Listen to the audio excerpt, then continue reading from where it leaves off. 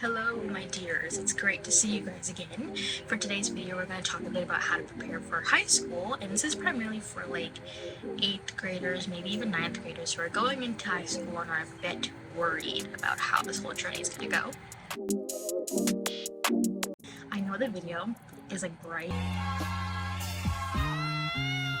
because my camera's not adjusting properly and I'm right by a window, so it might be like this for a majority of the video, so I'm sorry if that bothers you. But I thought that I would give my 2 cents about high school because I just graduated as of this Monday and I'm going to university essentially in like 2 months, and I want to give you guys some tips to help you get through high school, especially as Christian students. Okay, so this Monday I graduated high school and that was an awesome experience. I have a few photos for reference. It was a really good Monday, it was a really good graduation, and it was just crazy how fast high school flies by. And a lot of people are like, oh yeah, high school, like it's very fast, and they weren't lying, because I remember when I was in grade 9 I was like, yeah, high school's gonna be like very slow, it's gonna take so long, it's 4 years, right? But it goes by so fast.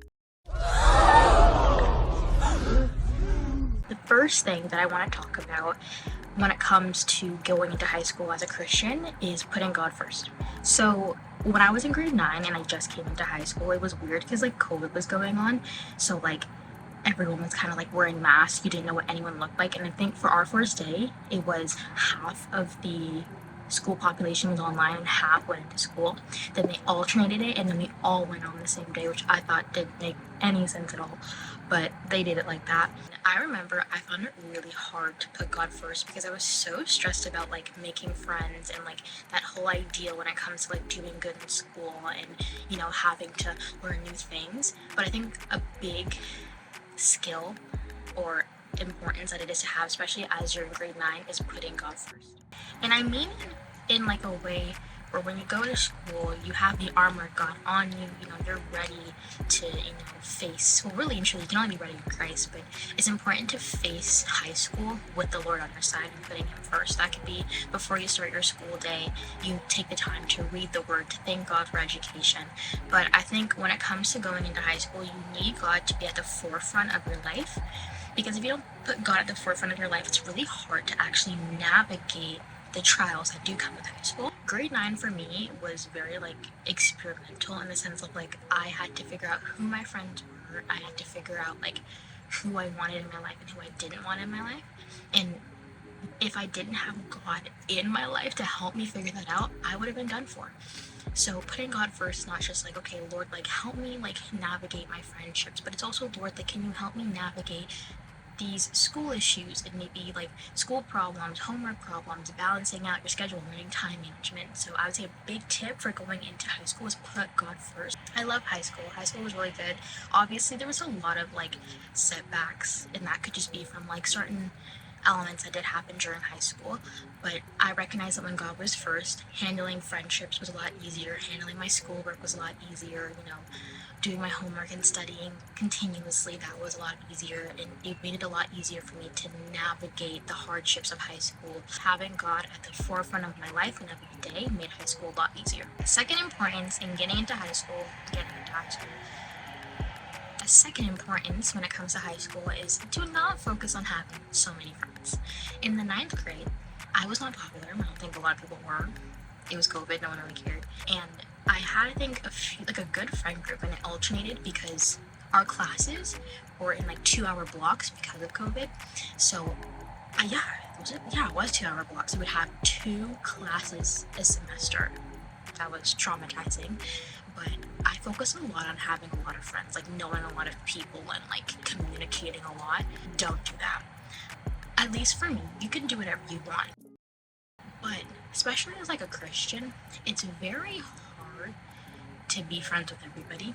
People are very different, and you can't expect everyone to love you. So what I had to do, or what I had to learn from really, was at least find like 1, 2, or 3 people that you really think you get well with, who have similar hobbies that you do, because then it makes high school a lot easier.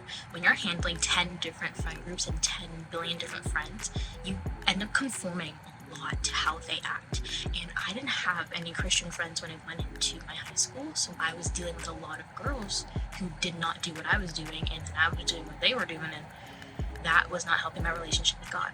Don't focus on having too many friends, and don't expect at the end of high school to have too many friends. Like, it's important to like get to know people and to like communicate and to like form those connections, but ending high school, I think I have maybe like 2-3 friends, a lot less than what I started with, because I had to cut certain people out of my life. So do not make your pinnacle of high school being, I need these many friends and this big friend group so I can go to do this, this, and this. If that is your only priority, you will be let down, because people are not linear. You can't trust people all the time. So I would say if I focus more on just like finding people who I can really trust and work with, my high school experience in the terms of friendships would have been a lot better.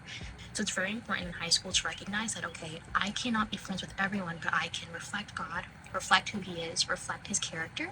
And even if I end up having 1 or 2 friends, at least I know that they're with me in the long term, not the short term.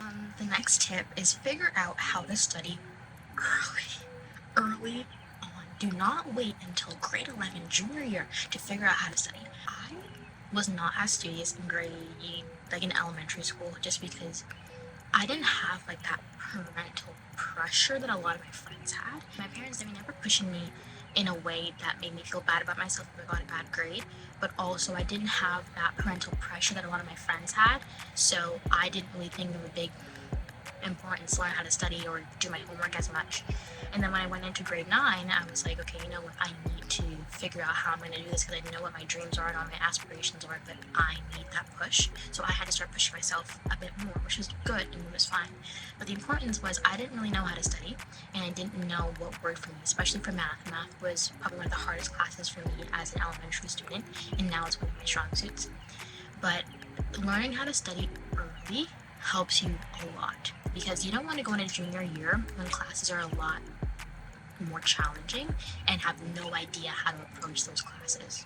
Learning how to study is not just learning how to like read over your notes and like get good at memorization, but it's like finding techniques that worked for you. I think in my last video I was talking about like using my whiteboard. That was helping me a lot, which I started doing in grade 11, but it was teaching people, and I used that practice for, I think from grade 9 I was using that practice, teaching people, talking to myself in the mirror. But once you figure out how to study early on, it's a lot easier to approach difficult tasks once you get into grade 11 and 12, because you have those basic steps. Really what I'm saying is don't slack in grade 9 and 10 because you think you don't have to do a lot.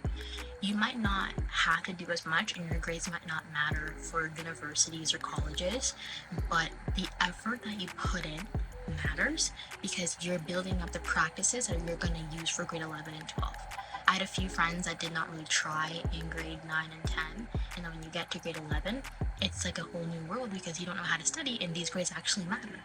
So it's really important that you start early, and I think I wish that I did start a bit more, like even in grade 8 and like 7, like learning how to study and approach certain problems. But starting off and testing out different things in grade 9 and 10 helped me propel in grades 11 and 12 academically, because I was able to kind of have that foundation before I really started doing the crazier stuff. I know it's still so bright, this is horrible, but really just keep working hard. Even if you feel like you can't handle certain classes and you don't feel smart enough, you're not supposed to. As Christians, you gotta humble yourself. You gotta recognize you're not supposed to be good at everything, because you can't know everything. Albert Einstein didn't know everything. You need other people to help you and build you up, and most importantly, you need God. So it's important to recognize, yes, I can't do it on my own, and I do need God's help, but you put in the work and the effort, right? And you do that because not only will it help you in the future, but it's going to help you and it's going to bring you up for when you do get to those challenging years in high school where you do need extra assistance. If you have that foundation, it will help you a lot. The next one is find ways to integrate the gospel into your learning. That one was tricky. I don't think I started doing that until grade 11-ish. Like, I started a Bible study club in my school. That's something that you guys can do too. It's little things, but they go a long way. Like starting a Bible study club in my school, not only could we as students grow academically, but we could grow academically in God, and that's where we got our strength to persevere and do well in tests and to help people. Now, to recognize as Christians, God is the center of our life and everything flows from it. So when I, do my homework now, I listen to gospel music that calms me down. When doing a presentation, I might pray before a test. I might pray before the test. I might write verses, in my binders so that when I'm doing my homework and when I'm studying, it helps me. It's not easy to integrate the gospel into your learning. It takes time to be like, you know what, Lord, I'm going to bring you into this, but it's so important that you do, because navigating your work and navigating school becomes a lot easier. So try and integrate God into your learning, because as high school students, and especially going into grade 9 and 10, you would really enjoy and benefit from it when God is at the center of your learning, because not only do you enjoy it more, but you see that, wait, God has given you this ability to learn things, to have an education, to grow in knowledge, and that really helps you propel as a student. And the last tip of this video is to enjoy the little moments. I was always in my books. I always read or did my homework or did extra homework. I did homework during my lunch. I didn't really go out for lunch as much. The amount of times I went out for lunch decreased over the years. I did a lot of that in grade 9, and in grade 11 and 12 I stopped. I was done because I knew that I had priorities. But you have to enjoy the little moments in high school. And I don't regret the work that I put in high school. I don't regret not going out. It was for the reason it needed to be for. It helped me get the grades that I needed. But it's still a lesson that there's still sometimes moments where I'm like, okay, maybe I could have spent more time with my friends and more time, maybe for myself. Prioritize properly. You have to prioritize the people in your life, your friends, your family, because as much as you want to work hard and do good as a student, there's still people in your life who need you. Right? Who need your support, who need your love, and you need to remind them that, you know what, I do love you and I'm here for you. I think it's really important to work hard. As Christians, you gotta work hard. You can't just, and it's hard, but we can't give up, because God has something so beautiful for all of us, and we gotta keep on going. But you have to enjoy, the little moments you have in school, and talking to teachers about stupid things, or, hang out with your friends and saying weird things with your friends, or I'm not saying do bad things. I'm saying enjoy the little moments, enjoy going to games, and enjoy hanging out with your friends as much as you can. Enjoy your sports and enjoy your extracurriculars. Enjoy those little things, because school is very important. Your grades are very important, yes, but those moments shape your character. Hanging out with my friends and taking the time to talk to them, that shaped me as a person, not just as a student. And yes, I'm not discouraging you guys from, staying inside and not, hanging out with your friends as much. If you think that as a student you would do better, maybe not going out all the time, then that's on you. But you need to ask yourself, am I sacrificing things that God has put in my life to steward? So don't not work hard. Work your butt off. You don't got a choice. I'm telling you to work your butt off. But make sure you prioritize the people in your life. You prioritize those little moments, because they matter. I'm glad that I put in the work, but I'm not glad that I did some things that I shouldn't have done, sacrifice my relationship with God at times. And that's something I regret deeply, is I idolized my work to the point where I was not talking to God enough, I was not reading enough, and that I had to take back, give that to God, and I've been working on it ever since.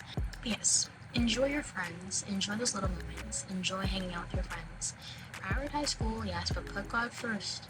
Make him the pillar of your life, make him the pillar of high school. And don't sacrifice your relationship with God for your grades. Your grades are, yes, important, but they are not God, and they will not get you to where you need to go. It doesn't matter how high or low a grade is, God's going to get you there, not a grade. A grade can only do so much. It can only open so many doors, but God can open any door, because he has that ability, and really and truly he has that power.